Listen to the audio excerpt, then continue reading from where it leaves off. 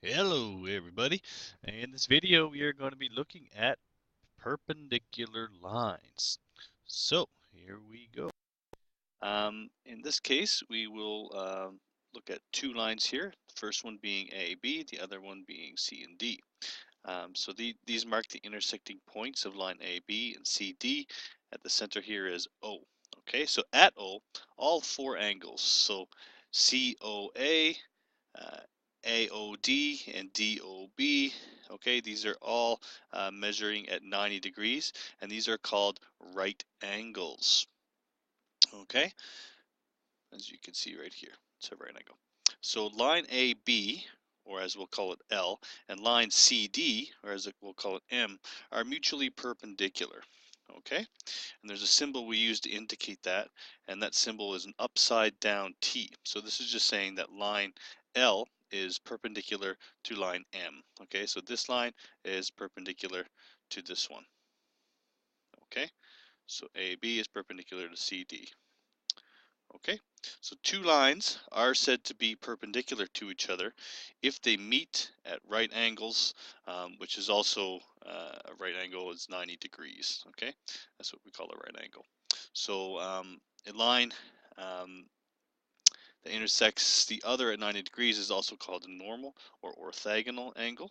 Okay, so that pretty much covers what perpendicular lines are, and now I'll look at some examples here. So in these examples, we're asked, are these line segments perpendicular?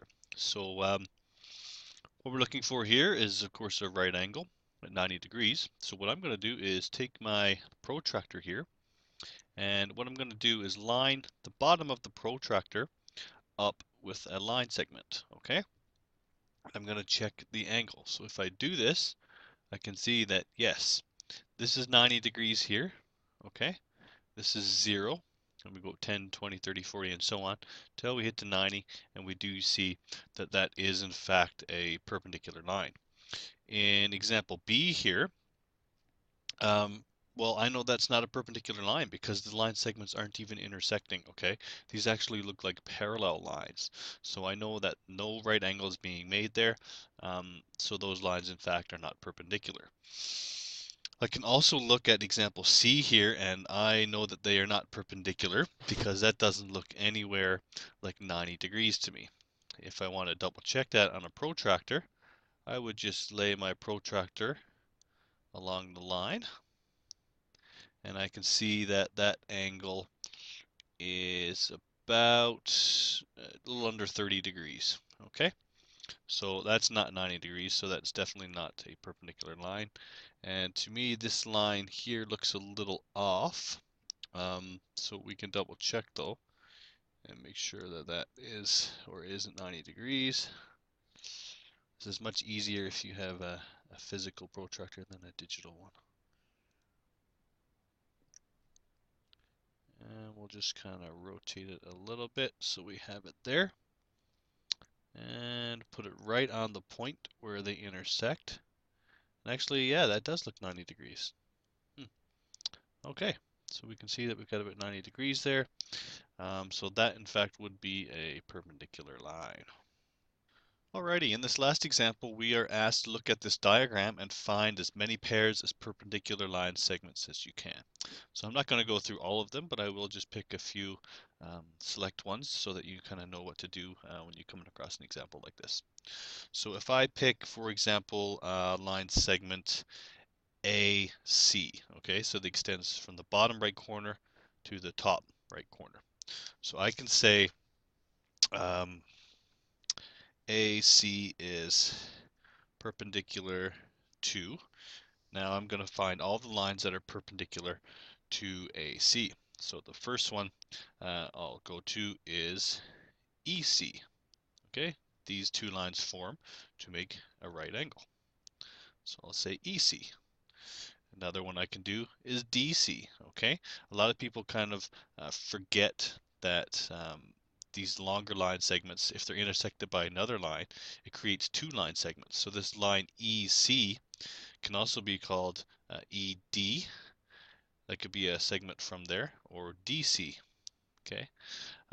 So not only is AC perpendicular to EC, it's also perpendicular to the short one here, DC. So don't forget about that, okay? Same goes for down here.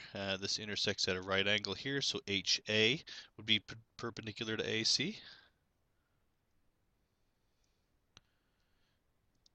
And the next one I see here is BL. That's perpendicular to AC. And of course, if BL is perpendicular to it, we know that BK would be perpendicular to AC. Okay, so that's just the lines that are perpendicular to AC. Now, if I took another line, like let's do the other side, so let's do HE. So I could say HE is perpendicular to, and the first one I see there is EC. Okay, EC. And of course, if EC is perpendicular, ED is also perpendicular. The next one I see is FJ. That would be perpendicular to HE. So I could say FJ. And then the next one I see is GI. Okay, and this creates the right angles here. And the last one I see is, of course, HA. HA is perpendicular to HE. Okay, I'm not going to go through all of these, of course. There's quite a few there. But hopefully that's enough for you to get the gist of it.